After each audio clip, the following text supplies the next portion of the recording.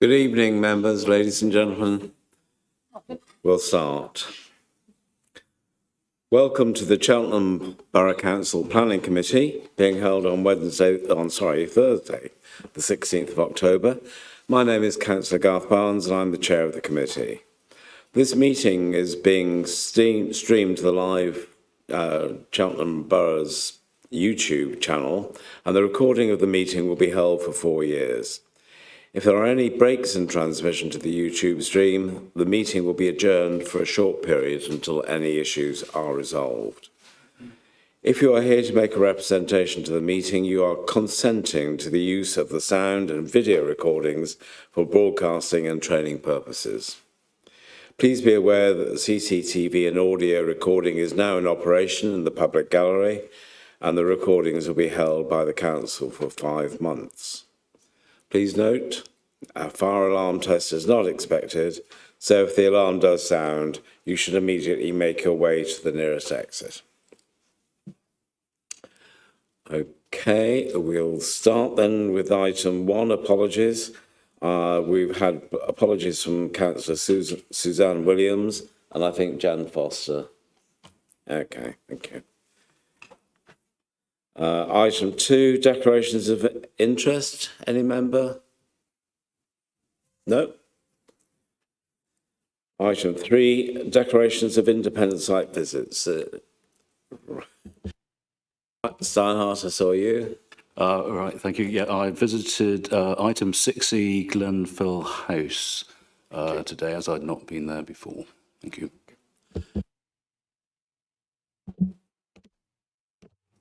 Yeah, so I visited the property in South Bank, 8 or 9, can't remember which. I also visited the Swindon Village playing field site. Thank you. Thank you. Any other member? No. Right. Item 4 is the minutes of the last meeting. You've all seen them. Are you happy that they're a true record and I can find them as such? Yep. Thank you very much.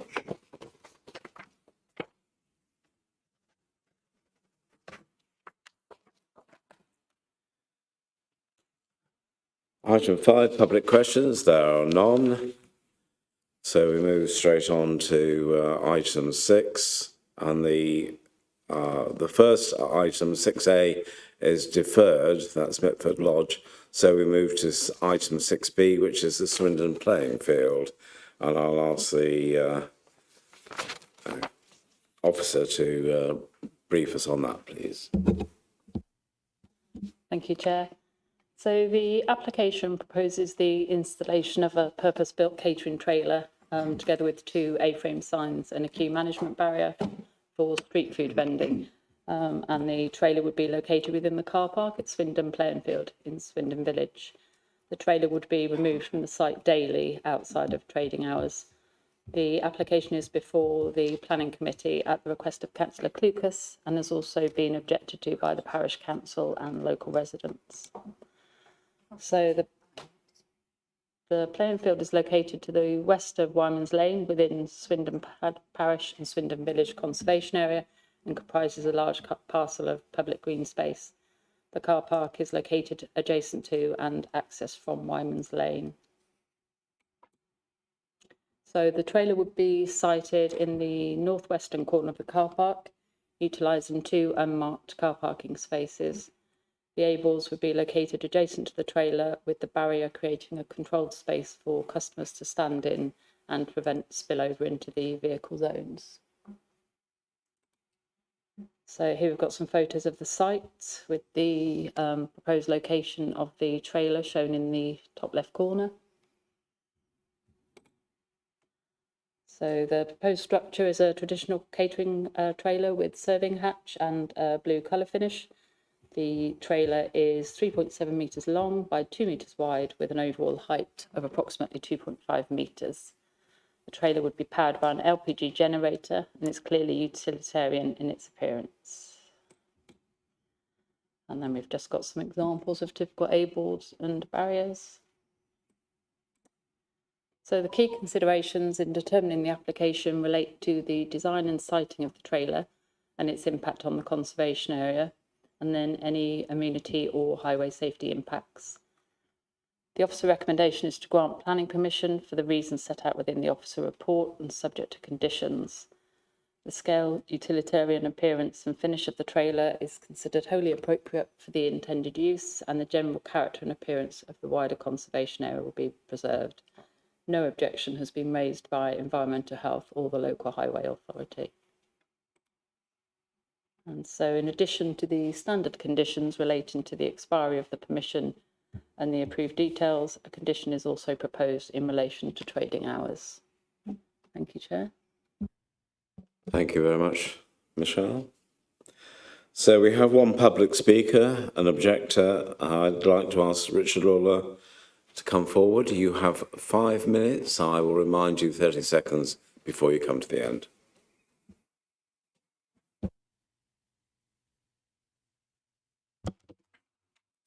Chair, members of the committee, thank you for the opportunity to speak. I'm objecting to this application for the following reasons. First, the validity of the application.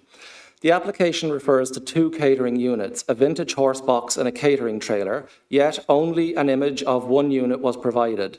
That missing information isn't minor. Which unit is proposed is a material factor because it affects how the site looks and functions within the conservation area. So why was the application validated without that information?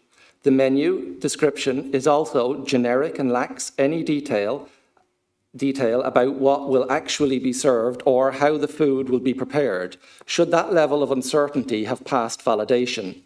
After validation, the applicant posted a public comment adding new information. That information was never revalidated or reconsulted upon, yet it has been reflected in the planning assessment and underpins Environmental Health's no objection response. Why is a public comment being relied upon when it is not part of the validated application pack? Second, impartiality and independence. Something about the sequence should give the committee pause. First, the Council's own Property Services Department identified Swindon Village Park as one of several sites it wished to commercialise through mobile trading opportunities. Then, an applicant came forward in direct response to that initiative. Next, Property Services, the same department that promoted that opportunity and would ordinarily receive income from such a licence, submitted a consultee response strongly supporting its own proposal, describing it as a strategic enhancement that delivers measurable community and financial benefits. Fourth, the response reads as advocacy, quoting the corporate plan and emphasising commercial return to the council. Finally, that consultee response features prominently in the planning assessment, lending apparent weight to the recommendation before you tonight. Why was such promotional language accepted in a planning context when the same department stands to benefit commercially from the outcome? This is not a question of motive, but of governance. The tone and content of that consultee response risks compromising the appearance of impartiality that the planning process depends on. Third, licensing and joined-up governance. Any trading from a council-owned land also requires a street trading consent under the council's own policy. That process normally includes consultation with Planning and Environmental Health and Highways. While there's no legal requirement for the process to operate in reverse, good governance would expect planning to seek licensing's view when the same issues overlap, yet no such input appears in the planning file. Why has the recommendation been made without the advice from the very team responsible for assessing whether trading at this location is safe or consistent with council policy? Fourth, equality and fairness. The planning assessment states simply that the public sector equality duty has been met, but provides no explanation of how. There's no analysis on whether charging for refreshments in what has always been free community space might disadvantage families on low income. The law requires that due regard be given to these issues. A single sentence does not demonstrate that. Why was no equality assessment carried out before recommending approval? Swindon Village Park has always been free and inclusive space where families can enjoy the same facilities regardless of income. Introducing a paid food outlet changes the balance. It creates a commercial zone within what was a shared public amenity, effectively turning part of the park into a pay-to-participate area. Fifth, even within the park, this is the least suitable location. Besides the play area, over a drain known to flood, next to St Mary Godwin Under 5's playing group, and at the expense of 2 parking spaces, why place it here in the most sensitive and heavily used corner of the site? Finally, this is not a case just about a catering trailer. It's about the importance of process. Why should residents have confidence in a recommendation that relies on unvalidated information and internal advocacy from the landowning department? Given Property Services' direct role in identifying and promoting this site, should they not properly have been treated as a co-applicant rather than a consultee? Thank you, Mr. Lawler. Okay, members, it's open to you for questions of the officers. Councillor Wheeler. This is not exactly a question from me, but it's questioning a few of the comments in the objector's statement, and wonder if we could have clarity. Firstly, there was quite a lot said about the impartiality of the council. Perhaps officers could mention that. And I don't know if I understood it right, gentleman's accent, as much as I like the Irish, I did struggle a little bit. I think he said that there were 2 trailers. I've not seen anywhere where there was 2 trailers, or maybe I misheard that.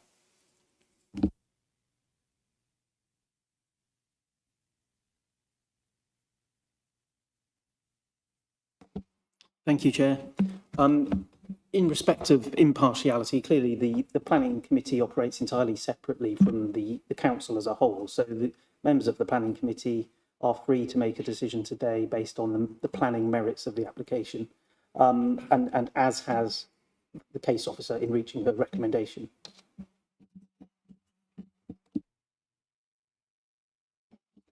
Yes, so the report does make reference to the mention of a vintage horse box in the submission.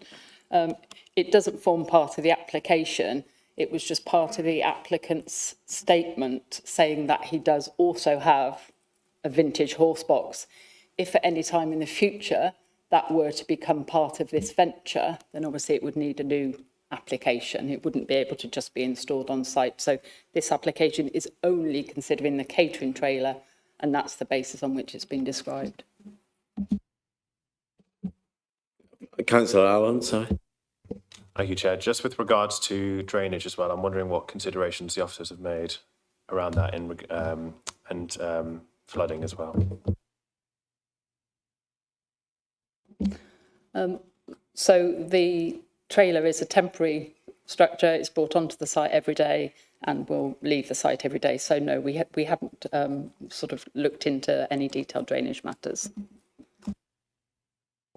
Councillor Steinhardt. Thank you, Chair. There was also seems to be an issue about the type of food served, and I understood that it was just going to be coffee, tea, and possibly pastries or whatever. Can you just clarify, please?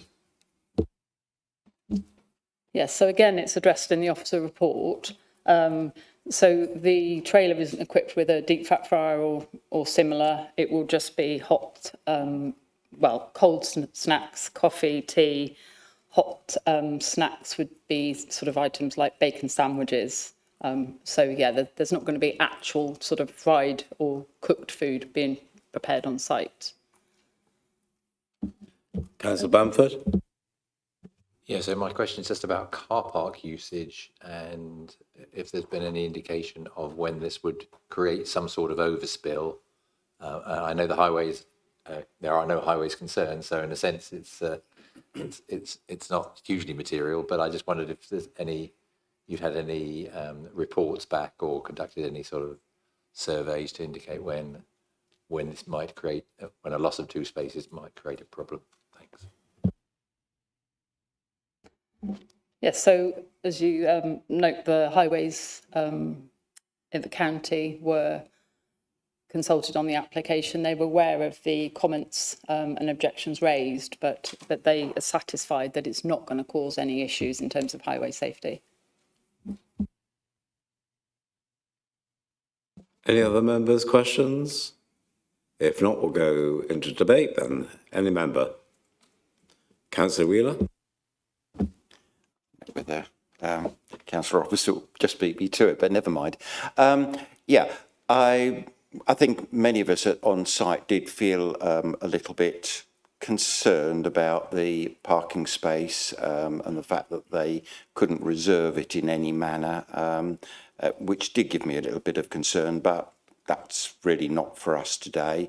And also another comment that was made by the objector, I think needs covering, the fact that this is a public space, free to use, and the comment that this would be turning it into a commercial space rather than a private free to use space. I think we have many public spaces in Cheltenham, not least the area behind the town hall, where there are commercial ventures there, but it is a free to use, well, ever since the time when general public were allowed to go there and not just the rich and wealthy, it's been free to use for everyone. And same could be said of Pittville pump rooms and the gardens there. All over town there are free to use spaces and there are commercial enterprises. So I don't hold a lot of that, but I do feel that this is a space. There will be a lot of people use that space for recreation, and it would be nice to get free snacks. Say if they were selling chips and things like that, it might be a little different.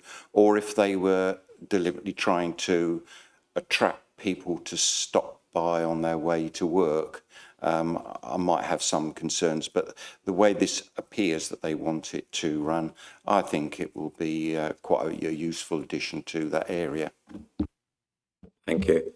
I don't think there's any recognition of free snacks, which you mentioned, but I'm sure it's a... No, but I think the gentleman said that this is a public area free to use. By putting the snack bar in there, it wouldn't become a commercial space. And obviously, it will remain exactly as is, but you'll have the opportunity to buy snacks if you wish. Councillor Allen. Thank you, Chair. I just want to say that Councillor Wheeler covered a few of my points, in particular regarding the parking, which I think we can agree was a sticking point in terms of reservation and operating trading hours. But again, that's more of a matter for licensing rather than for planning. I would like to highlight the noise and the generator. I do think, you are, when you go to Swindon Park, you do tend to have that space as a tranquil environment, particularly in the weekends. I think residents very much value that space being a tranquil area in what can often be a very busy part of Cheltenham, especially right next to the Kingsditch retail estate. And so I do think due consideration, if this application were to be accepted, should be given to mitigating noise where possible. And, I'm opening that to if the officer has any comments to make with regards to noise. But also further to that, I would say that if further engagement could be done with the parish council and the applicant, if it should be accepted as well, that'd be much appreciated. Thank you. Councillor Oliver. Yeah, I've gone to that playing field watching my grandson play football, and what happens, you tend to get a load of parents come along and they're bringing coffees with them. So I don't really see that we're going to be adding to litter or waste by actually providing somewhere for them to buy those coffees rather than bring them to the site. And I think it just enhances that space, makes it more accessible for the public who want to use it. I don't see it as a problem from that point of view. Thank you, Councillor Oliver. Any other member? No? In which case, I do you wish to come back on anything about the noise, particularly, maybe? Yes, so from a noise perspective, environmental health team were consulted on the application, and they are happy with the anticipated noise from the generator in terms of its impact on local residents and the locality in general. Okay, I think we'll go to the vote then. You all know the process, so all those in favour, please show, or against, or otherwise. So everybody's voted. That is 8 for the application, 1 abstention. So that is approved. Thank you very much indeed. Now we'll move on to, where are we? 6C, which is the High Street. I'll wait for the officer to get in place, and then we'll ask the planning officer to introduce it.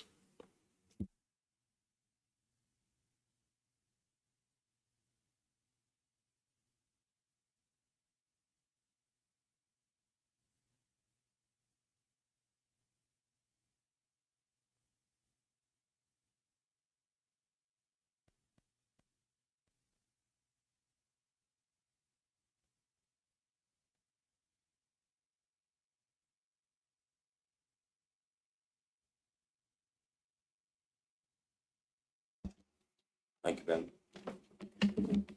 Thank you, Chair. So this application relates to 2 and 8 the High Street. The application is a variation of condition 4, which is opening hours for consent from 2023, and it's seeking to extend the opening hours to a 24-hour use each day of the week. The application is at Planning Committee at the request of Councillor Collins due to the level of local interest. As I said, it relates to 2 and 8 High Street, which is a retail unit that was formerly occupied by Shoon Zone and now occupied by Admiral Casino. The site lies within the Cheltenham's core commercial area and the central shopping area, and is also within Cheltenham Central Conservation Area. So there's no real plans to show here, so I've just kind of summarised some of the planning history instead. Obviously, you can see the location of the site there, but just to catch on the planning history. So planning permission was sought in 2023 for a change of use of the ground floor from a retail unit to an adult gaming centre. The application was initially refused by the local planning authority under 3 main reasons. 1 being harm to retail function of the central shopping area and core commercial area. 2 being the harm to the conservation area with regards to shop frontage and signage, and the 3rd being harm to the amenities of neighbouring land users by the virtue of the 24-hour use. The applicant appealed the decision, it was overturned, and permission was granted subject to conditions. The condition most relevant to this application was condition 4, which imposed restricted opening hours between 9 a.m. and midnight on weekdays and Saturdays, and 10 a.m. till 10 p.m. on Sundays. Also relevant is condition 3, which required the submission of an acoustic assessment, which was later discharged by the council. As we've said, the applicant is now seeking for a 24-hour use, 7 days a week. So as the change only relates to the opening hours, this is the only matter for consideration in this application, and as such, the principle of the use cannot be reconsidered. With regards to the proposed change in opening hours, the relevant considerations include impact on neighbouring amenity, public safety, and impact on the viability and vitality of the town centre. This new application has been supported by a revised noise impact assessment which accounts for the proposed extended hours, and this has been reviewed by the Council's Environmental Health Officer. No objection has been raised by them with regards to noise and impact on neighbouring amenity. For the reasons discussed in the officer report, the extension of opening hours is not considered to result in any public safety concerns, nor would it have a harmful impact on the viability or vitality of the town centre. So as such, officer recommendation is to permit the application. Thank you, Chair. Thank you very much. Do you... Right, we have 2 speakers, an objector and the applicant's representative.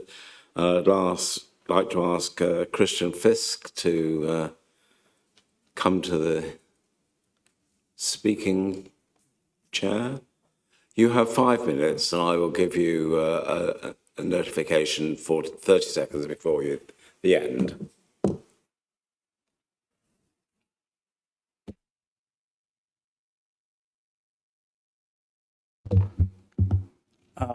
Good evening, members of the Planning Committee. Thank you for giving me the opportunity to speak tonight. I'll try and keep my speech brief. I've been asked to speak against this application on behalf of 11A Merristones Drive. I brought a couple of items with me tonight, one of which is the appeal decision that permitted Admiral's Adult Gaming Centre subject to this application.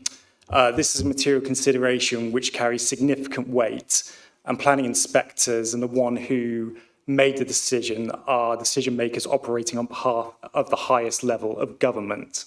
The appeal decision letter at paragraph 16 reads, residents in town centres could therefore reasonably anticipate a level of activity and noise at night normally associated with town centre uses. By the same token, nearby residents in this case could also reasonably accept controls to be imposed on a use such as this so that their amenities are not unacceptably harmed at unsocial hours. The inspector imposed the current hours in order to protect the amenities of residents, and therefore Admiral's proposal for an unrestricted gambling use is unreasonable and expressly against the inspector's judgment. I understand Admiral is seeking to justify its 24-hour proposal through this application through the introduction of a noise impact assessment, since it did not include one in the original application and subsequent appeal. However, noise impact assessment, this noise impact assessment was included in the appeal and submitted by a third party. It comprehensively considered the 24-hour gambling use and arrived at the following conclusion. It is my professional opinion that the impact of noise from the proposed use presents a high risk. The inspector said the following at paragraph 22 in her decision letter. I have taken into account all other matters raised in the representations. This means the inspector considered the results of this noise impact assessment that form part of the appeal, and this is relevant evidence helped to arrive at the conclusion that restricted opening hours were indeed necessary. This also effectively means that Admiral's noise impact assessment as part of this application doesn't amount to any new evidence other than the fact that it includes noise data from the now operating unit. But this being said, I think the methodology behind the assessment is inadequate. The noise surveys were only carried out between 11 p.m. and 2 a.m. over a Monday and Tuesday, far outside Admiral's peak trading gambling hours, and without covering the 24-hour period it is applying for. I note in the committee report that reference is made to other 24-hour commercial units operating in a town centre, but it is a fundamental principle of planning decision-making that each application has to be assessed on its own merits. And in this case, as the inspector states in paragraph 21 of her decision letter, an opening hours condition is imposed. Those suggested by the appellant, the 24-hour hours, are unacceptable since they are unlikely to be effective in protecting residents' amenity in the early hours of the morning. Such opening hours are likely to be more effective in achieving the required protection as I have recommended. In conclusion, I believe I've demonstrated that the 24-hour gambling operation of Admiral's Adult Gaming Centre was comprehensively considered during the appeal, and I do not believe it is right for the local planning authority to go against the inspector's decision to impose restrictive opening hours. To do so would be contrary to Cheltenham Plan Policy SL1 and Joint Core Strategy Policy SD14. Notwithstanding this, there have been numerous public objections to this application on the issue of noise, as well as an objection from the MP. Therefore, I strongly urge the committee to refuse this application. Thank you. Thank you, Mr. Fisk.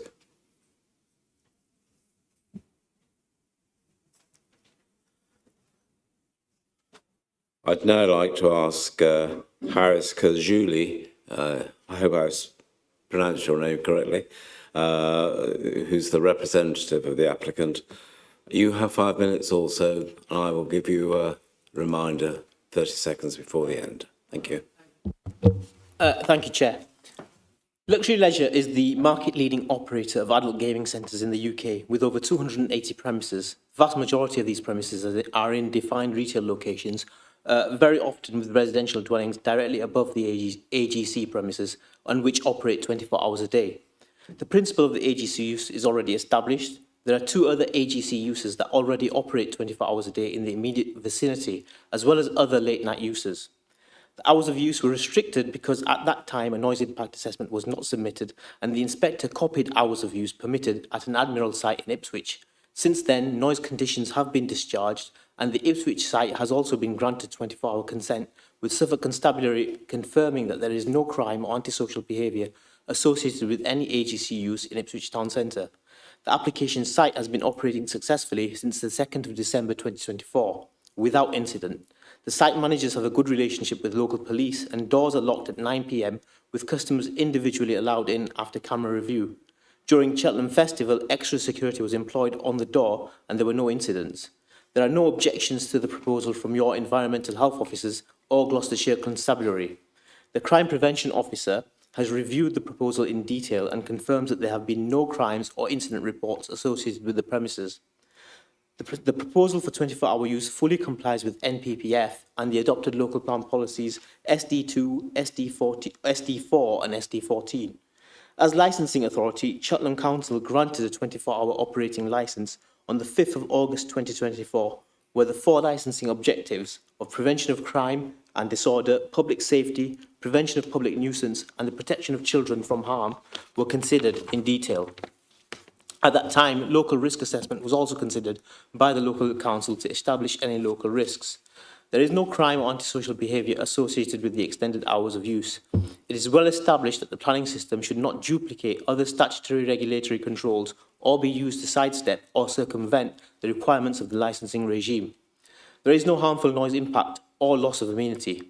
The submitted noise impact assessment confirms that 24-hour trading is not an inherently noisy activity through trading noise breakout or in relation to the comings and goings of customers.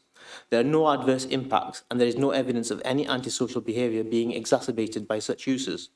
The applicant has extensive social responsibility procedures that are and will continue to be implemented at the premises. These include a 21-person headquarter team that looks after security and compliance, with at least 3 members being ex-Met and military police. A strict Think 25 policy is operated. This is regularly independently tested. The company invests heavily in staff training and all staff complete conflict management training. The company participates in nationwide self-exclusion schemes. A minimum of 2 members of staff are always on duty. Alcohol is not served or consumed on any AGC premises. Those under the influence of alcohol cannot enter the premises. These procedures form part of the licensed conditions and codes of practice.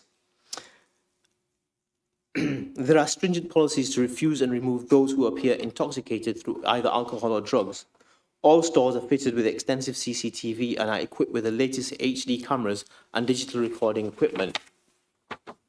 CCTV can be viewed and reviewed remotely by key managers and security staff and is monitored live with two-way audio communication with staff inside the premises. Luxury Leisure are part of the Walk Safe Safe Space network, providing safe places for women and vulnerable people using the Walk Safe app to seek refuge when in need. AGCs are low-stake venues where the emphasis is on providing fun in a safe, friendly and social environment, and the majority of customers are regulars who visit for the social engagement as much as to play games. As the largest AGC operator in the UK, the Gambling Commission expects Luxury Leisure to have the highest standards, and the company has never had a licence reviewed or revoked and is a socially responsible national multiple operator with an excellent covenant. With regard to the comments made by the objector, those are comments that relate to the previous appeal, which has already been decided, and the information provided in our noise assessment has been reviewed in detail by your environmental health officers, and they confirm that there's no objection and there's no noise impact over a 24-hour period of trading. Thank you very much. Thank you very much.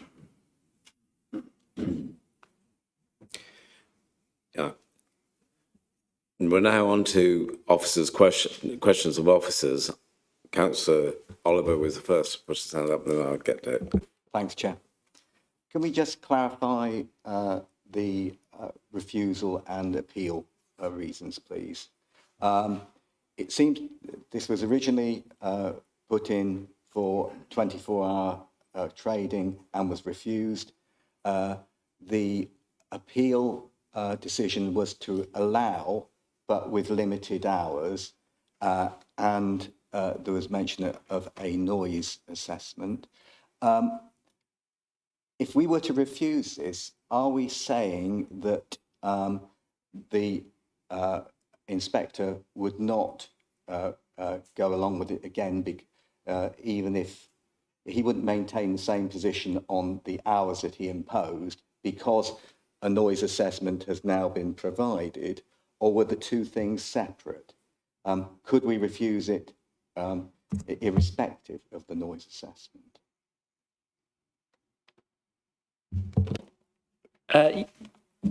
So there is a material difference in the fact that the appeal inspector, at the time of considering the application, did not have a noise impact assessment submitted by the applicant or that we had reviewed at that time.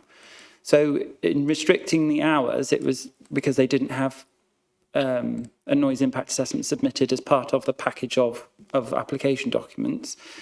But what they then did is, as well as restricting the hours, the other condition that I referred to in my presentation is that they had to submit a noise impact assessment for us to review as a council. So that came through us and doesn't have to go back to the inspector.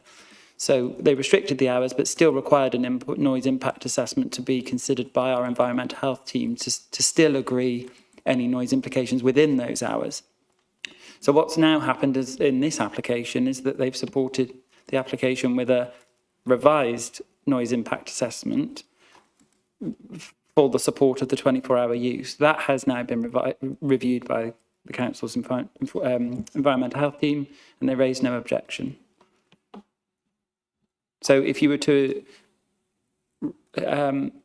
if we didn't have any supporting information, for example, so if we didn't have a revised noise impact assessment, then I'd suggest my recommendation probably wouldn't be what it is today, because we wouldn't have any evidence to go against an appeal inspector. That's, you know, that's what we've done. We've gone back to the appeal inspector's decisions, understand the justification, but actually the material difference here is that we've got a noise impact assessment to cover that period, the hours, which has been reviewed by environmental health.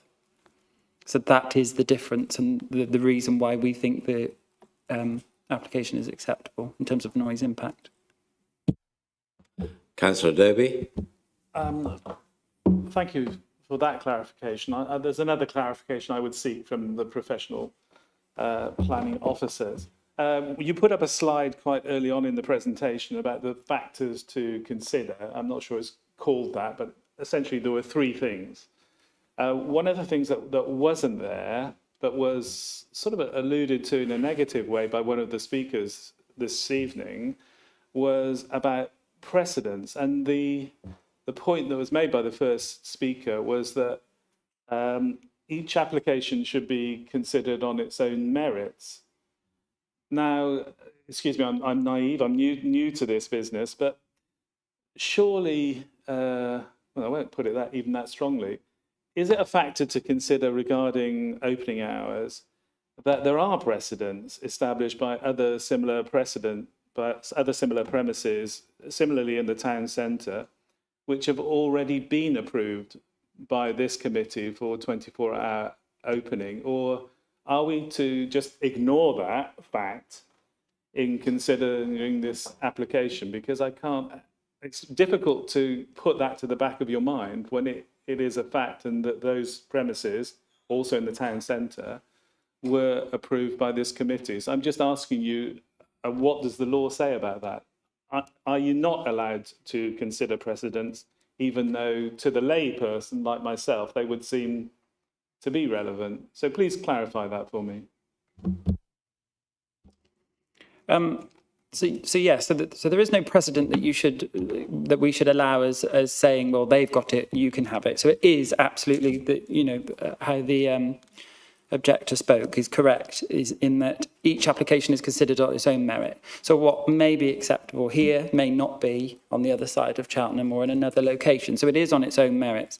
The reference in the report was just to highlight that this use does operate in the town in a 24-hour use anyway. That's not to say that it means that because we've said yes there, that it's yes here. It's just to note, people to note that those other uses do already exist in the town. I think, lost my chain of thought there. Does that answer the question? Yeah, thank you. Councillor Wheeler? Yes, I must admit, I always look at town centre and thinking this is all commercial. Now, obviously, the main issue here is, are there people trying to get to sleep at midnight, right close? So can you tell me, are there residential areas, and how close are they, and how many are they, you know, roughly? I can't give you an exact number, but the environmental health officer, when discussing it with them, confirmed that there are residential properties in and around the building site, so on upper floors of adjacent buildings. So you've got to assume that there are people that close. But they have also confirmed that there have been no noise-related complaints with regards to the actual use of the casino or gambling centre as it operates now. There has been one report, but that related to an intruder alarm or a fire alarm that had gone off by accident, so not as a result of the actual use or users. Is that okay? Councillor Clark? Thank you, Chair. The objector said that the noise assessment had been made on a Monday and a Tuesday, which obviously makes me wonder why that would carry, because most people, I mean, Cheltenham is not thriving socially on a Monday and Tuesday. It's Thursday to Sunday at best. Is that correct, please? I can't confirm. I could look it up, but it would take me some time. I can't confirm exactly because I don't know that without checking it. What I would say is Environmental Health will have checked it and reviewed it in detail. That's their remit. That's their specialism. And I would suggest that in instances in the past where they're not happy with certain testing, they would have come back. So they would have, if they felt that the testing times and days weren't appropriate, a bit like parking surveys in many ways, they may have come back and said, well, if they felt it was inappropriate, they would have come back and said, we need an updated noise impact assessment and it needs to cover these days and times. They haven't done that. They've accepted what has been submitted as acceptable. Are these our environmental health people within, I'm just checking. Okay. I would like that verified if possible, if we have time, I don't know, but I think it's actually really quite important. Because based on my experience, certainly in London, getting environmental health out after 5:30 on a Friday is impossible. I mean, it is relevant because noise is seriously going to impact on people living around there. I don't know whether it's possible to look at that now. Well, it wouldn't be possible to do it right now, but what would you actually want clarified? It's kind of like when I ask people from environmental health to look at wood burning stoves. I need them to go at 7:30 in the evening. There's no good going at 2 in the afternoon. And this, if it's true that this assessment was done on a Monday and Tuesday evening, it is never going to be as noisy as on a Friday or Saturday night. I need to know that it's a valid noise assessment, please, if it's possible. Thank you.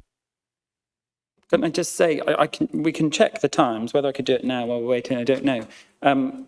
But there's no reason to suggest that it's not valid, even if those times are correct. So if I go on here now and confirm that are the times, that doesn't suggest that it's an invalid submission.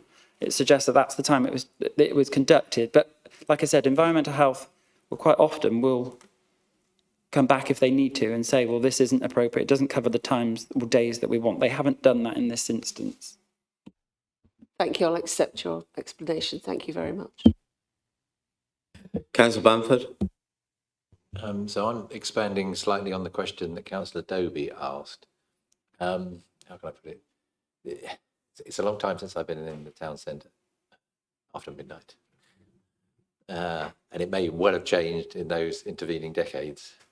But I'm slightly surprised that, because the suggestion seems to be that it's quite common now to have venues open 24/7.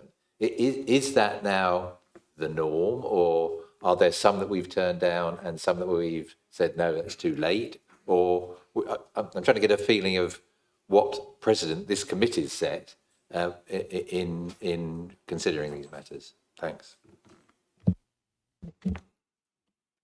Thank you. I don't think we set precedents in this committee because we deal with each one on its merits, but I'll ask the officer to respond. I don't think we can comment on whether it's a norm. It's not our industry. We haven't had, so obviously this application in 2023 was the most recent application that we've had for a gambling centre. I'm not aware of any recent decisions by the council for similar uses in the town centre. The two referred to that already have a 24-hour use are more historic. So from recollection, don't count on it exactly, but 2012 and 2007, I think, were the permissions there. Don't believe they were committee decisions. But yeah, those two permissions were the ones that now exist as a 24-hour use.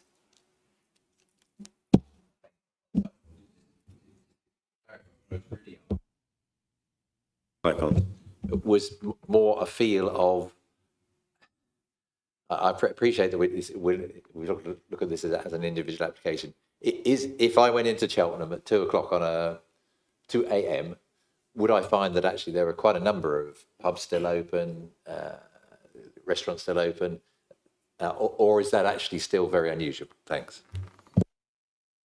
I would suggest that there are plenty of uses that would be open in those times, but I wouldn't like to commit to how many would be open. Ultimately, it depends on the use, doesn't it, and what might want to be open at that time. I don't think there's an answer to your question. Councillor Oliver, you want to come back? Yes, please. Bearing in mind the concerns over this, is it possible to put in a time-limited approval so that we say, like we do with the ice rink or whatever, to approve something for a year in order to give it a period so we could actually assess the impact of noise?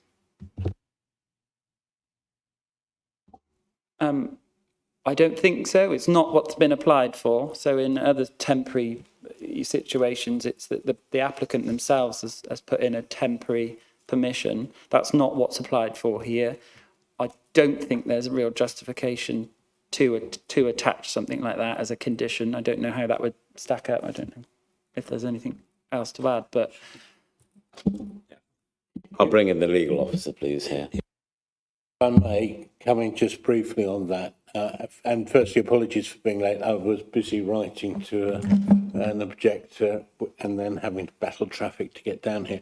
But you would have to have a planning reason to justify a temporary planning permission, which is essentially what you're asking for. You do it through condition. And I'm struggling to see what your planning reason would be. What all you said is, well, we could give it a try and see how it works. That's not really a planning reason. That's an operational reason, really. Thank you. Councillor Wheeler, is this another question? Yes, it's really following on from Councillor Oliver. I noticed the applicant in his statement was making an awful lot of comments regarding licensing rather than planning, and which made me think on, and I think Councillor Oliver's one that we would have seen in licensing very different in that we could revisit this. In fact, we would revisit this in a period of time, and also we could rescind it quite easily.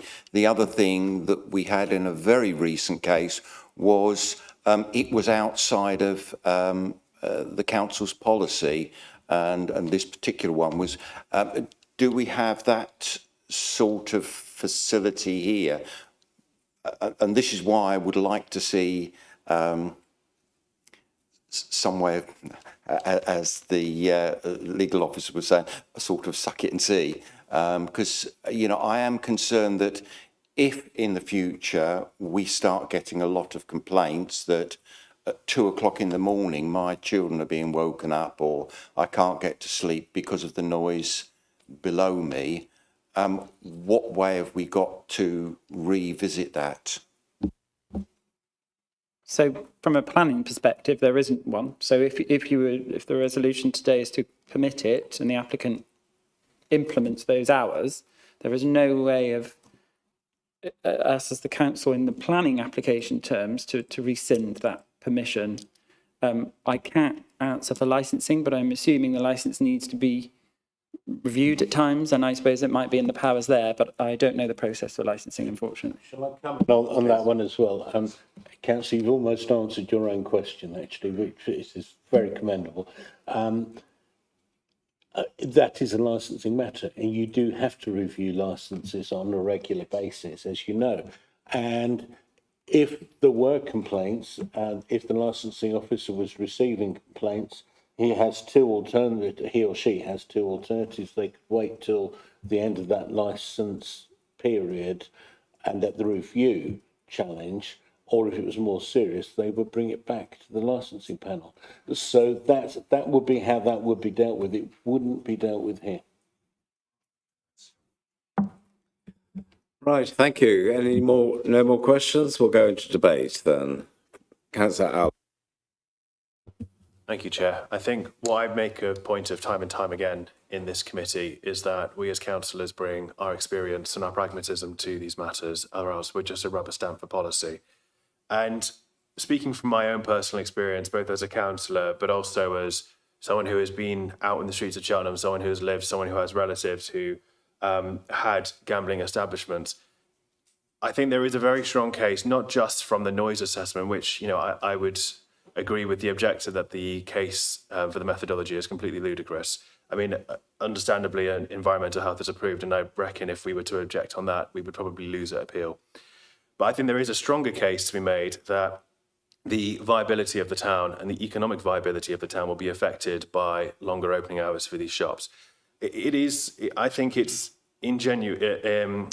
I don't think it's real to say that people are going to go to these establishments at midnight or 1 a.m. for social occasions.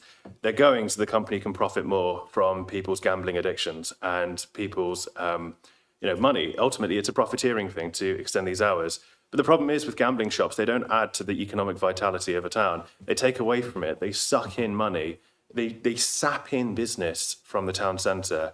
We are actually depleting our town centre of more business by giving such a shop larger opening hours.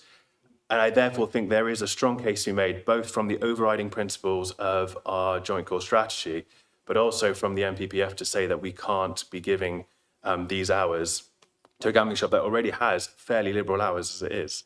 So I would rest my case on that. I mean, it may not hold up appeal, but I genuinely think there is a strong case from economic vitality to be made against objecting. Thank you. I'm not quite certain if moral indices are appropriate when we're dealing with planning applications. So I would just guard against that thought. So, did I see Councillor Sinehart indicate? You did, but I think you've answered my question. I was just, my point of debate, which was, as my colleague Councillor Allen said, the NPPF Section 8 states promoting healthy and safe communities. And I think on the basis of addictive gambling and the noise, I think we would be going against that particular section. But I do take the point that you say about planning.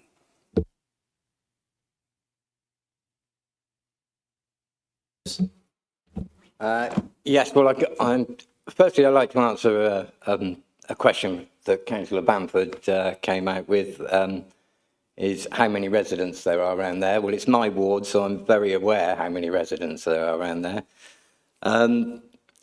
It's number 208, 200, 222, 228. There's a good few. None of whom have ever complained about Be Lucky, which is only a few doors down the road from here. In terms of noise abatement, there are more residents nearer Be Lucky, which is just a few, as I said, a few doors down, than there are in this location. There may be more coming down the line once redevelopment happens in Poundland, whenever that comes through. So to object on the 24-hour basis, when we've got one that is literally just doors away, that is 24 hours, would be a very difficult thing to argue for, in all honesty.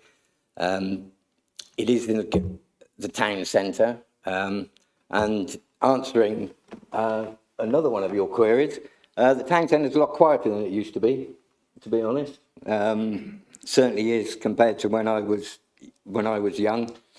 Either that or I was just very noisy, one or the other. So I'm struggling to find a good reason to be against this, other than the fact that it's a gambling establishment, but we've already put it there. So I will probably reluctantly vote to put this through. Thank you. Councillor Wheeler. Yes, I have great sympathy for Councillor Allen's comments, particularly the commercial ones. But I think with the answers I've had from the legal officer means that although we can't do anything from a planning point of view, if we realise we've made a mistake, from a licensing point of view, there is a way forward if we get a lot of complaints of noise. There is a way forward there. And if there isn't, then fine, they can operate, and why should we worry? Thank you. Any other member wishes to comment? Councillor Clark? Yeah, I'm also, I'm sorry, I'm going to abstain because I find supporting this kind of venue goes against my gut feeling that Cheltenham is a gem. And comparing, I mean, excuse me, sir, with all due respect, your defence is decorated like a Christmas tree because you can't compare Cheltenham to Ipswich. I've been to Ipswich. I didn't go back because, you know, we have a beautiful town. Our biggest economy, really, in the centre of town is culture. This is not culture. So reluctantly, and also the other thing, sir, your staff are ex-Met and military. Well, that scares the socks off me. But you say we don't need them because intoxicated people are not admitted. So that's a kind of question mark. I can't support it. It's not Cheltenham. It's Ipswich. So I'm sorry if I can't find a reason. I'm sure we have to support it for legal reasons, but I don't like it. Thank you very much indeed. There's always a bit of a dilemma in this committee at times, so I appreciate your concerns. I don't see any other hands being raised, so I'll ask the officer if there's any points you wish to come back on. I think just one with regards to Councillor Allen's points. I think the only thing we need to be mindful of there in terms of identifying harm to the viability and vitality of the town centre, that would have to be as a result of the extended opening hours because the use is approved and the inspectors quite clearly said it's not an inappropriate use within the town. So I think if that's the way it goes, we just need to be mindful of a refusal reason that specifically relates to the hours, not the use. So that's all I wanted to say. Thanks. Thank you very much. So we will go to the vote. All those in favour, please show. All those against, please show.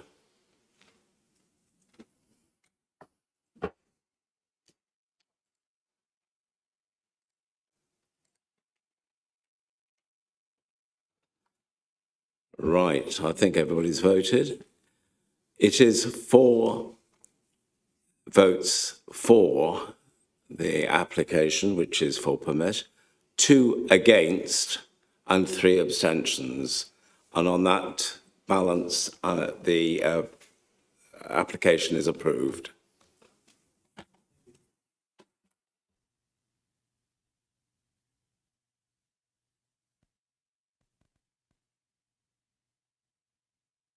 We will move on then to the next application, which is 9 South Bank. So I'll wait for the officer to set up and then we'll take it forward.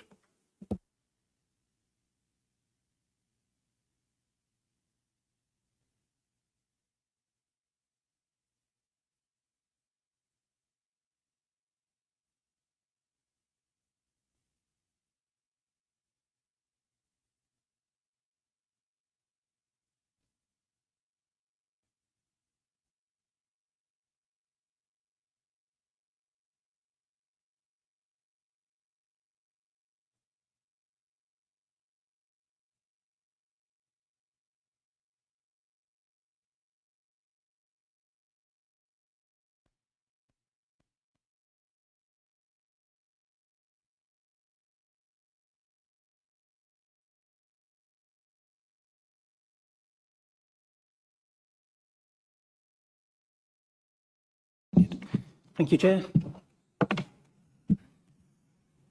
So this is a planning application, a full planning application for a 2-storey side extension to number 9 South Bank. The application has been referred to the planning committee because the applicant is a member of the council, and that's the only reason it's before committee this evening. So moving on to the site location plan, you can see the application site here edged in red. So it relates to number 9, which is the bottom end of terrace property on the slide there. Moving on to some site photos, obviously many members visited the site on Tuesday. So the application is to erect a 2-storey, as I say, side extension on the side here, on the area currently occupied by the driveway, just to the right of the bin there. And from a slightly different angle, so again, the 2-storey side extension would be on the gable end here, at the end of the terrace. It would be set back by 1 metre from the corner of the building at the first floor level, and at the ground floor level it would be set back further to enable a parking space, car parking space, in front of it and beneath it. So moving on to the existing floor plans and elevations. They're quite small, but you can see you can see the floor plans there. Living room, kitchen. You can see the driveway to the side with the garage. Important to note the garage in the back garden there, detached garage. So perhaps more usefully, the proposed elevations. So members will note the 2-storey side extension on the side there. As I say, it's set back by 1 metre from the corner of the building, which has the effect of lowering the ridge and staggering the ridge height there. At the ground floor level, as I mentioned, it's set back further to enable a parking space on the driveway. So in effect, there's an overhang at first floor level, supported by a pole, metal pole in the corner. And to the right here, you can see the rear elevation with a small gable. So here are the proposed floor plans. You can see the extension on the left-hand drawing here. You can see that it's set back considerably at the ground floor level to enable that parking space there. And then the central drawing there, you can see at the first floor level, it essentially overhangs approximately half of that parking space to provide the 2 double bedrooms at the first floor level. Just moving on to the block plan. So that just shows an overview of the site. So the key planning matters are design and impact on neighbouring amenity. The extension represents a modest addition in terms of footprint and is considered to sit comfortably within the plot. Its scale, form and design clearly read as a subservient addition to the host building. In terms of residential amenity or impact on residential amenity, officers are satisfied that whilst there will be some impact, it won't be so detrimental as to justify refusal on those grounds. In terms of overlooking, there's no first floor side windows proposed, and additionally the rear first floor windows are in excess of 21 metres from the neighbouring dwellings to the rear, which is in excess of what we normally expect. So therefore, Chair, the recommendation is to grant planning permission subject to 4 conditions: the time limit condition, compliance with the approved drawings, materials to match, and the inclusion prior to occupation of a side pedestrian gate to ensure that the garage, which is in the rear garden, continues to have an access for bicycles and so on. Thank you, Chair. Thank you very much indeed. We have no speakers. So are there any members' questions? Appears not. I'll open it up to member debate then, if there are any members who wish to comment. No. So I think there's no reason to go back to you on that. So we'll go to the vote then in that case. All those in favour, please show. All those against, please show. So everybody has voted, and that is 9 for the application, none against. So that is permitted as per the application. Thank you.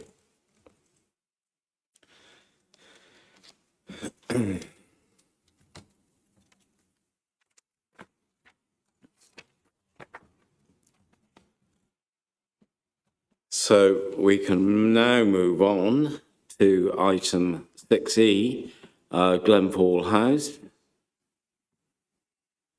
I'll just wait for the officer to connect.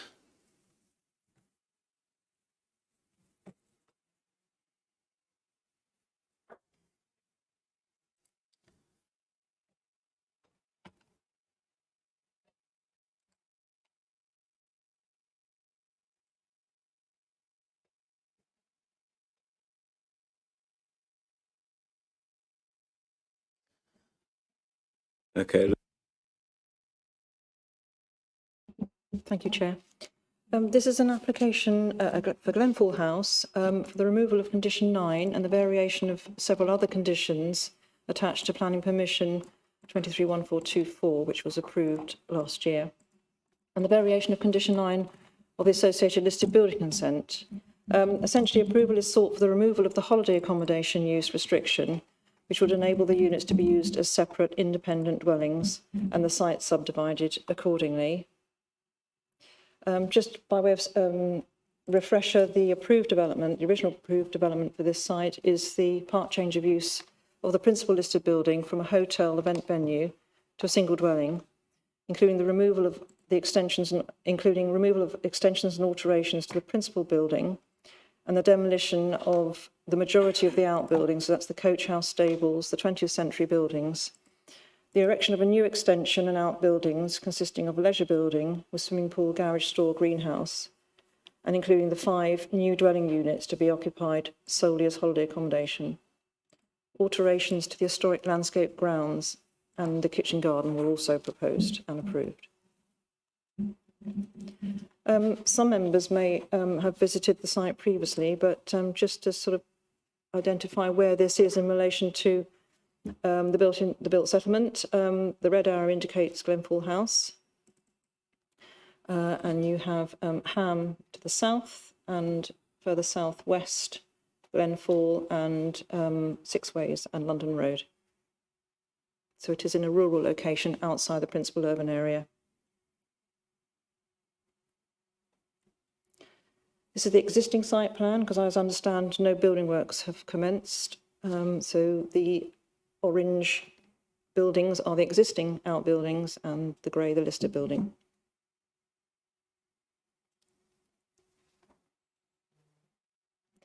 And these are some existing site photographs showing the main house and some of the curtilage listed buildings that will be demolished.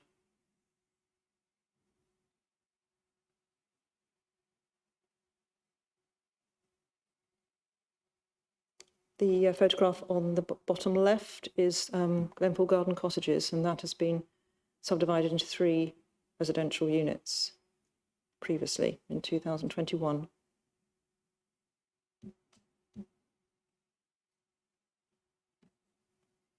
This is the coach house and stables.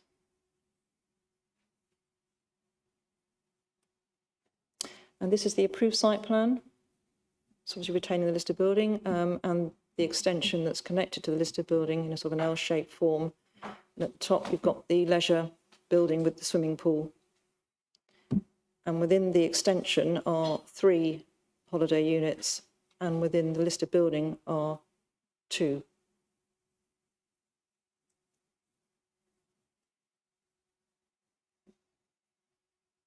The approved extension and outbuildings elevations, just as a refresher for members.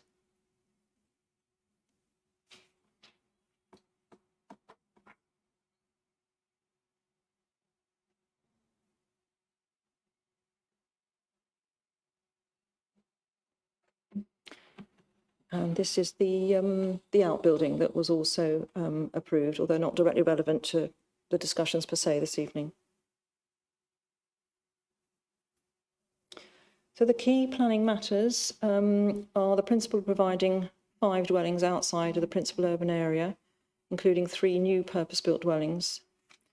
And within that, the issues are removing the having an unrestricted occupancy and removing the condition, the conflict with policy SD10 of the JCS, having regard to paragraph 11D of the MPPF and section 5 of the MPPF. The impact of removing the condition on the significance of designated heritage assets, notably setting, that includes Glenfall House itself and the registered park and garden, any traffic and highway safety implications, and the impact on the amenity of neighbouring land users. Before I start discussing some of those, I just wanted to clear up a couple of points in response to the applicant's letter that was sent to members on Wednesday. Firstly, and for the avoidance of doubt, 2 of the proposed holiday units do involve the subdivision of part of the main house. The remaining 3 would be accommodated in the proposed extension and will be purpose-built units. So apologies if there was any inconsistency within the officer report on that point. Regarding the use of the proposed units and the change in description during the course of determining the original applications last year, having checked officer email correspondence with the applicant in July of last year, officers had sought clarification on the occupancy of the 5 units because the proposals had been revised at that time to include the use of the 5 units as short-term private lettings, in other words, rented properties, and as staff accommodation, as opposed to all 5 being holiday lets as originally proposed. At no time previously had there been any proposal or suggestion that the units were intended to be occupied as permanent independent dwellings. The application was first submitted on that basis and was determined on that basis.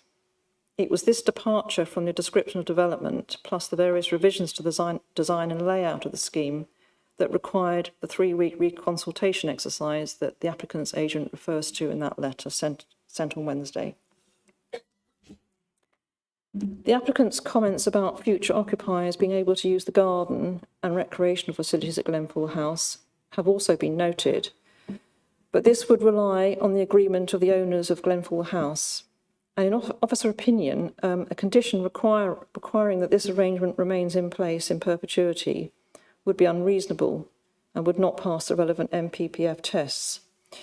I would also add that, in contrast to holiday let visitors, it does seem unlikely that occupiers of the proposed separate dwellings would be allowed extensive access to the private gardens and other facilities at Glenfall House. On the matter of replacement dwellings, there are currently 3 small units within the modern outbuilding on site, which is known as Glenfall Garden Cottages. This building had previously been subdivided into 3 small self-contained units, which were used in association with the previous hotel use at Glenfall House. Minimal alterations were required to the building to provide the 3 independent dwellings, which were approved in 2021. So that's just some background on that particular part of the site. I will be covering this again, but as set out in the officer report, policy SD10, the JCS, does not support new housing development outside of the PUA. Whilst the subdivision of the main house to provide 2 new dwellings would be generally supported by SD10 and subject to other wider considerations, the remaining 3 units would be purpose-built new dwellings and therefore in conflict with SD10. Similarly, there is no development plan policy that specifically relates to replacement dwellings outside the PUA or in the Cotswold National Landscape, AONB. In any event, whether the 3 new build dwellings will be regarded as replacement dwellings for the small garden cottage units is a matter of judgment, and each application is always considered on its merits. In this case, the size, scale, layout and form of the proposed new 3 build dwellings within the extension differs substantially from the existing garden cottages conversion, and the proposed development has a greater impact on the character of the site and significance of the designated heritage assets. Therefore, approved residential conversion works under policy SD10 do not necessarily then allow the replacement of those dwellings. When considering the original applications last year, officers were very clear in the accompanying officer report that an exception was being made in this case in terms of the acceptability of the new build holiday accommodation units being provided outside the PUA. Their acceptability in principle was based solely on the previous hotel use and activities associated with the site, and importantly, the occupation of the units being restricted to holiday accommodation purposes only. Turning to other matters, although noting the change in residential occupation type, there are no significant neighbour immunity concerns. And in highway terms, whilst acknowledging the unsustainable location of the site, road widths and lack of footways, on this occasion the Highway Authority has raised no objection and has left sustainability matters to planning officers. And in response to that, on balance, and despite the site's rural and unsustainable location, officers consider that a refusal of the application on highway grounds would be difficult to substantiate, but only because there is evidence of the previous use of this site as a hotel and wedding venue having generated similar numbers of traffic movement. Aside from the conflict with housing policy, of particular concern is the impact of subdividing the site to provide the 5 permanent dwellings on the significance of the listed building and registered park and garden, notably their setting. The Conservation Officer has raised a number of concerns in this regard, and despite permitted development rights having been removed, these concerns include the potential for piecemeal erection of curtilage structures, formation of separate curtilages, new boundary treatments and landscaping, and the typical domestic paraphernalia associated with permanent dwellings. Potential inconsistencies in the external appearance of the dwellings, particularly if in separate ownership, are also of concern, and not all would require planning permission. Fundamentally, this could lead to the incremental erosion of the site's character and visual coherence in historic heritage terms. Glenfall House itself could lose some of its identity and status as the principal listed building on site, in that it would be surrounded by and physically attached to a group of separate dwellings within a subdivided site. So, having assessed the applications in accordance with paragraph 11D of the NPPF, including the contribution of 2 additional dwellings towards alleviating the housing shortfall, the identified adverse impacts of the proposals are considered to significantly and demonstrably outweigh the benefits on this occasion. The recommendation is therefore to refuse both applications for the reasons set out in the officer report and as amended in the update report circulated earlier today. In summary, the reasons for refusal relate to the conflict with development plan housing policy, the inappropriate subdivision of the plot, and harm to the significance of the designated heritage assets. Thank you. Thank you very much, Lucy. So we do have 2 speakers, the applicant's representative and the ward member. And I'd like to, excuse me, I'd like to ask Simon Perkins, the applicant's representative, to address the committee. And as you probably know by now, you have 5 minutes, and I will remind you 30 seconds before the end.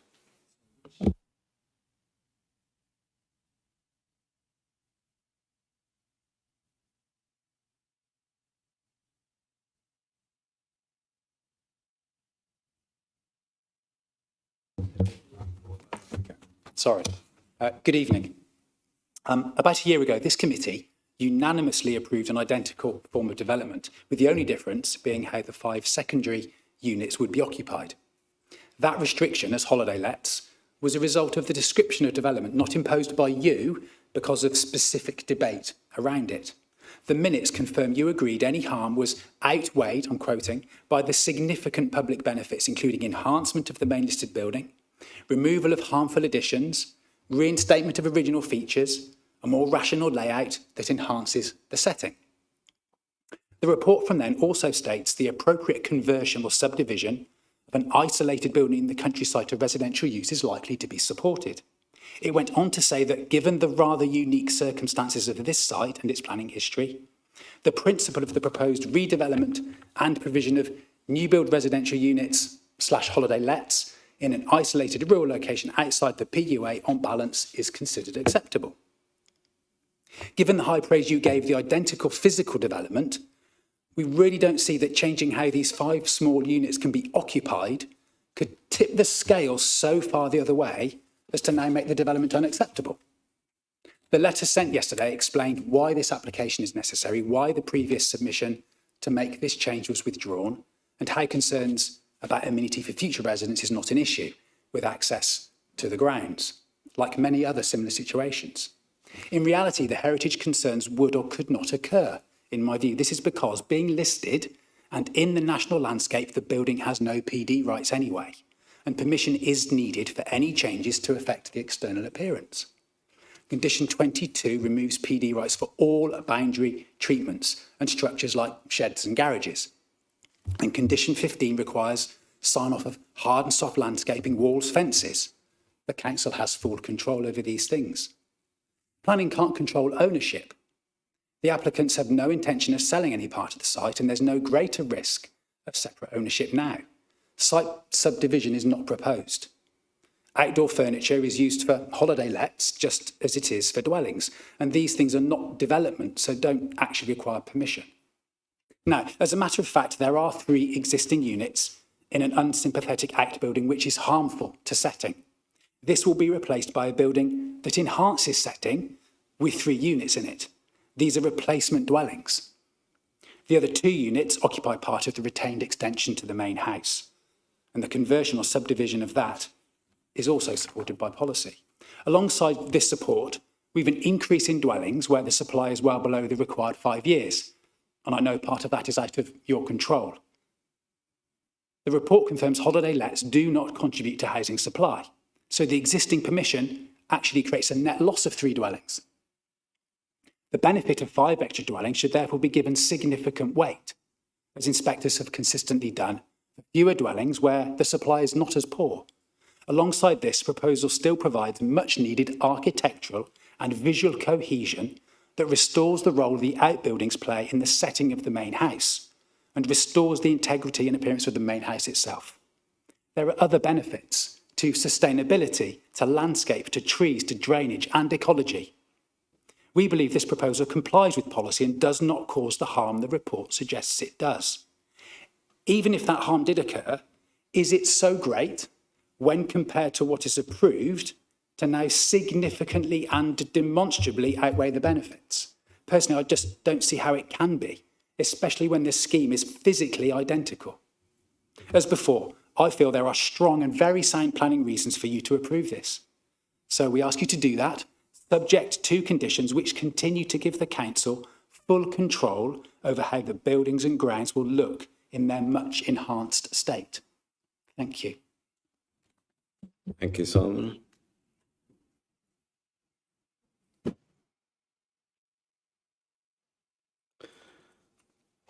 Can I ask Councillor Day now to come forward, and you have 5 minutes.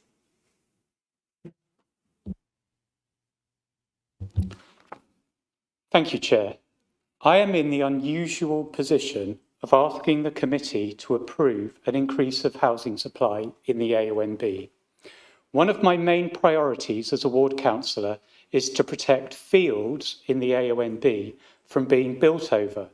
So when an opportunity presents itself to increase the council's housing supply, which is well short of the 5-year target, with no physical changes to designs previously approved, my appeal to the committee is to take that opportunity.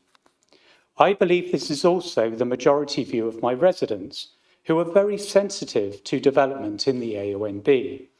This application has received a single public objection. An application to build on a field in the Battledown AONB, currently under consideration by officers, has received 89 objections from residents. This speaks volumes about the type of development residents deem acceptable or unacceptable. The officer's report states that matters relating to highway safety, the principle of new housing development, and impact on heritage assets need to be reconsidered. The no objection from Highways reports that recent experience with the Planning Inspectorate is that an assessment that a road is substandard is not sufficient to justify refusal. No objection was made either by Highways or the committee to either of the Castle Dream stud applications, which is a stone's throw from Glenfall House. I consider this is correct, as the inspector who determined the nearby Oakley Farm appeal found that the Highways impact was not severe enough to warrant refusal. A glance at a map shows that the fastest route from Oakley Farm heading south out of Cheltenham is down either Mill Lane or Greenway Lane, and must have formed part of the inspector's consideration. Regarding the principle of new housing development, the application states there are no physical changes to the approved plans.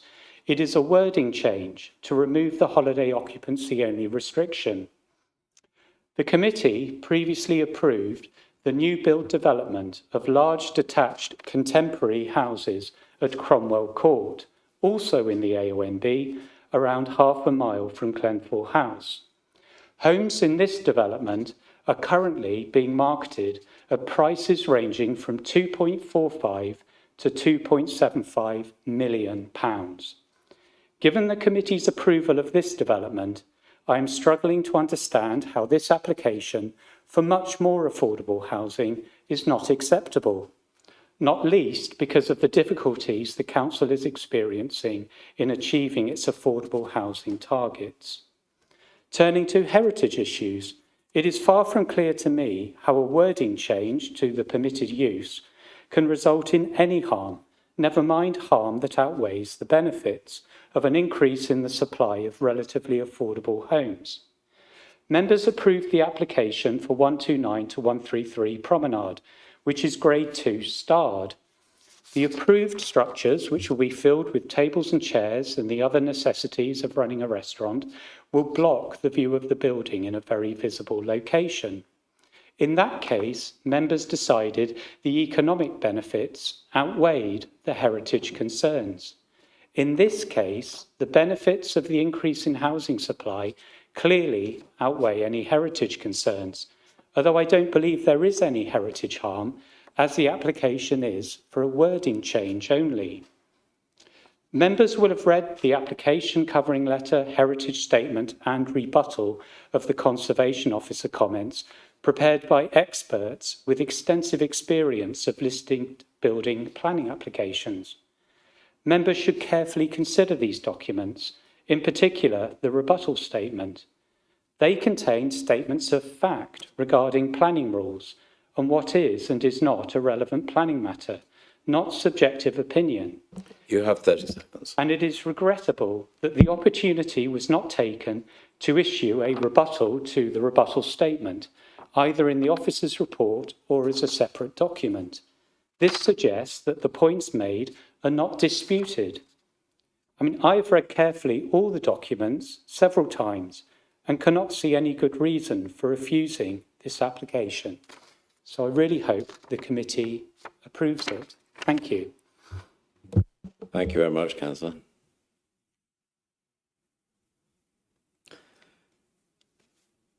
Okay, so open to members' questions. Councillor Allen? Thank you, Chair. I was just wondering what the officer's comments were on whether we engage paragraph 11D of the MPPF and how applicable that is for this application in light of Councillor Day's comments regarding housing supply.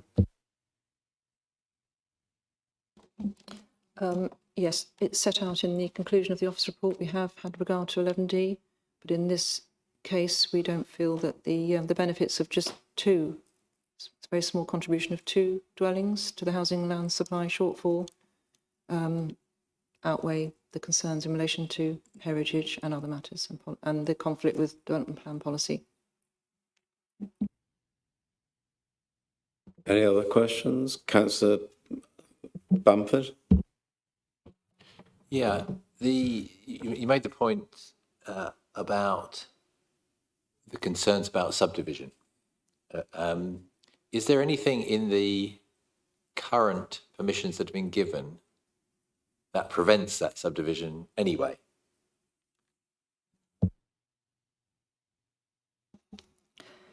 With holiday accommodation and with permitted development rights removed, it is far less likely that there will be any sort of more physical subdivision of those plots. If it's a permanent dwelling, the likelihood is they're going to want their own garden area.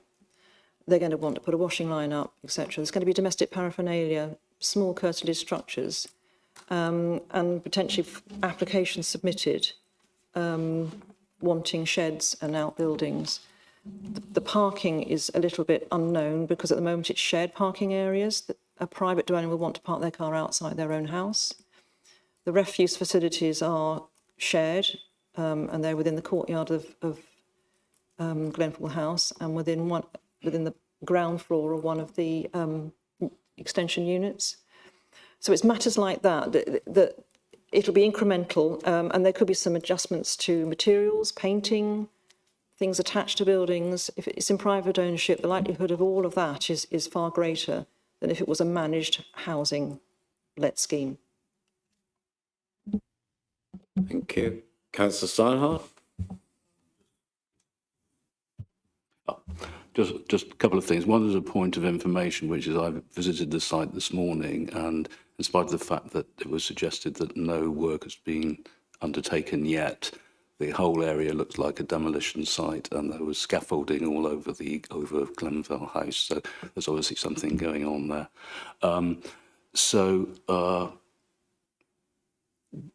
What's been presented is the fact that it's merely a change of name from holiday accommodation to residential.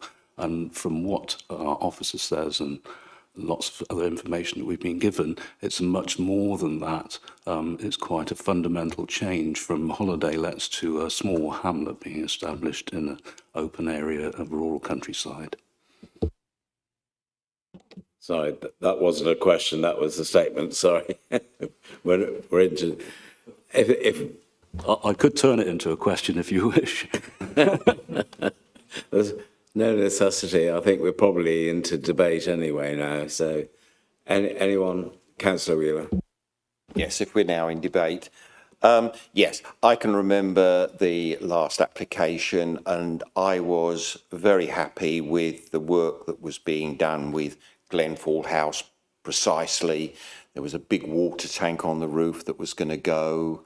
I think a bar was being removed from inside and it was turning the house back to what it was originally designed for. I was a little bit unhappy, on the other hand, the fact that the stables were going, but my feeling there was, as historically, it would be disappointing to see the loss of them, but there was no way you could use those buildings, and the new buildings from the designs looked actually to some extent in keeping with what was wanted. So I was very happy to go with those original plans. not entirely. And I know Mr. Firkin said we agreed with those plans and we thought it was a great improvement. It was, but there was a but behind it. I think now to move to permanent residential, and I thank Mrs. White for an excellent report, and even the comments just where, yes, but we'll have our own bins, we'll want our own gardens, we'll maybe want to put up a washing line. As a residential area, you know, this will become a residential area which would be impinging on a very beautiful historic building. And so for that, I would find it very difficult to argue with the officer's report. Councillor Oliver. Well, let me try. Days of 40 Towers are gone. I mean, small hotels, as this was, are totally uneconomic. It's a wonderful building, and we've got to work out the best way to preserve it into the future. If this approach would preserve what there is, as much of what we've got as possible, then I think we should go with it. Because what we don't want is for the house to become empty and derelict. We have to preserve the assets we've got, and sometimes that means slightly changing things. I think I'll be supporting this. Councillor Andrews. I'm in agreement with Councillor Oliver here on this one. We quite often we get complaints from people about Airbnbs in this town taking up housing stock. It's a refreshing change, to be honest, to hear holiday lets being moved into residential, and we do have a major housing shortage. There's no major material difference, aesthetically speaking. It is on the side of the Glenfall House that that really doesn't impact greatly on the house. I mean, from the gardens, you barely be able to see any of this. So I am, like Councillor Oliver, in disagreement with the recommendation. Thank you. Councillor Wheeler. Yes, sorry, just in to comment on Councillor Oliver's. The argument we were given for the original application was to preserve the house, because if we left it, it wasn't making commercial success as a hotel, and therefore the work that was going to be done would make it a profitable business to allow the building to be refreshed and to make it profitable. Now what we're saying is, well, we want to move the goalposts, and we're saying, well, as a private let, that's not going to work, so shall we make them permanent properties? So is it going to move on again from then? Well, we actually need a couple more properties. I think the original application saying to remove the stables and produce holiday lets was in order to make this whole project profitable, was more than acceptable. But now we're trying to move a step on, and you know, I wonder how far this will go. So my view is still as it was, and I think it's a pretty thin argument to say that it's only going to work if we sell these properties rather than, or make them private permanent properties rather than holiday lets. Councillor Bamford. Thank you, Chair. We are where we are. Councillor Wheeler has talked a lot about the previous planning application. That has been given permission. We're looking at what the situation is now, and I'm struggling to see that this is a significant change to what is actually what we've actually got at the moment. If somebody were to be living in a property for 3 weeks, they need a lot of the things that you talked about that you might want for living there permanently. I'm surprised. I have read these papers perhaps more times than to really try and find out what it was that was the kernel of our objection. And I have to say that, particularly given the tilted balance we now facing for development of new dwellings, I couldn't find it. So I will actually be supporting this application being accepted. Thank you. Thank you. Any other member? I'll go back to the officers then, and we'll take the vote after. Just picking up on a couple of the comments made by members. Firstly, the extension replaces the Curtilage listed buildings that will be demolished. And it was an on-balance decision in terms of the acceptability of including holiday accommodation within the extension. So we were not, in officers' minds, we were not approving dwellings, we were approving holiday lets. Also, previously and with this application has been no information submitted in terms of any sort of financial viability that holiday lets and or permanent dwellings are needed to maintain the listed building. So just bear that in mind. That it's what they've said, but there's no evidence to substantiate that. Thank you. So if everybody's happy, we will go to the vote. The recommendation is refuse. So all those in favour, please show, or against.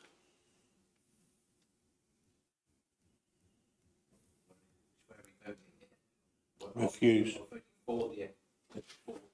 For refuse. For refuse, you're voting for, or either against refuse? Sorry, Councillor Steinhardt? Sorry, I thought it was the other way, so I've got my vote the wrong way round. I think you can just press again. Oh.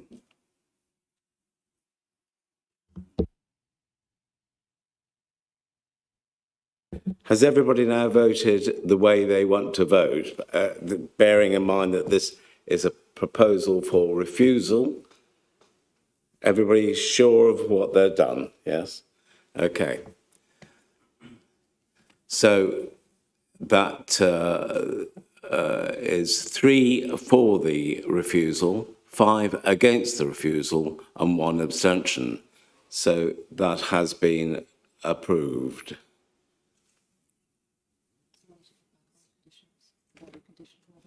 Yeah, I think you probably have to go back to the vote with conditions. You've done that, and Chairman.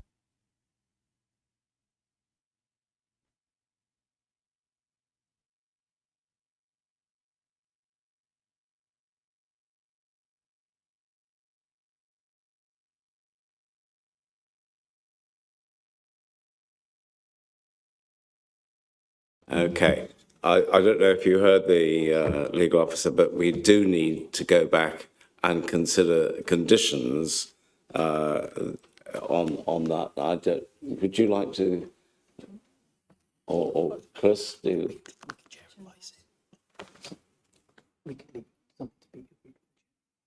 Okay. The planning officer has suggested that it is something that we can leave to the chair and vice chair subsequently to the meeting, if you're happy with that situation. All those in favour, please show then in that case for leaving it to the vice chair and chair.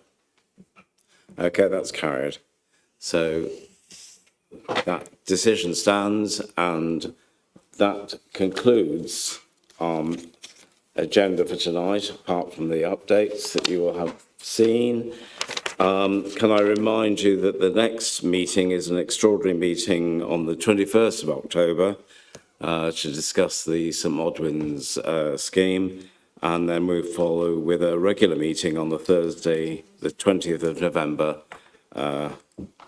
afterwards. So I formally close the meeting. Thank you.